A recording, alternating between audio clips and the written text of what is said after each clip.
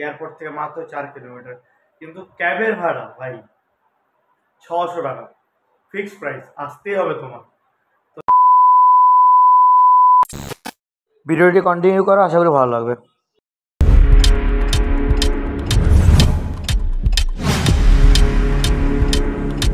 High friends, welcome to channel Deep সরকার।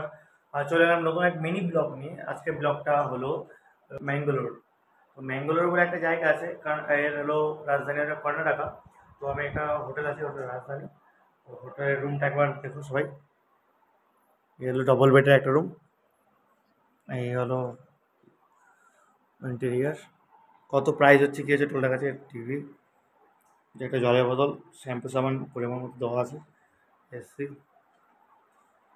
এই তো wardrobe, phone,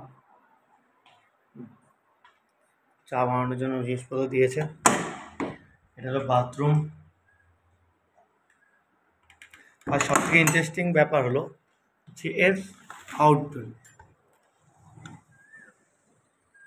just অসাধারণ। পাখি রাখছে, জাস্ট অসাধারণ।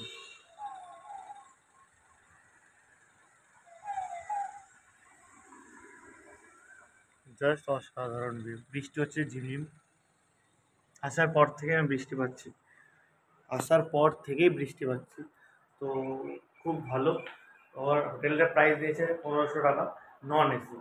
তো বৃষ্টি ওয়েদার আছে, এসিতে কোনো প্রয়োজন নেই, তো আমি সেই কারণে নন এসি নিয়েছি। এসি হলো 2000 টাকা, এয়ারপোর্ট থেকে মাত্র 4 কিলোমিটার। কিন্তু ক্যাবের ভাড়া ভাই 600 টাকা, ফিক্সড প্রাইস, আসতেই হবে তোমার।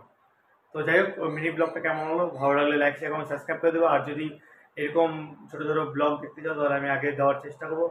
Thank you for watching this video, love you.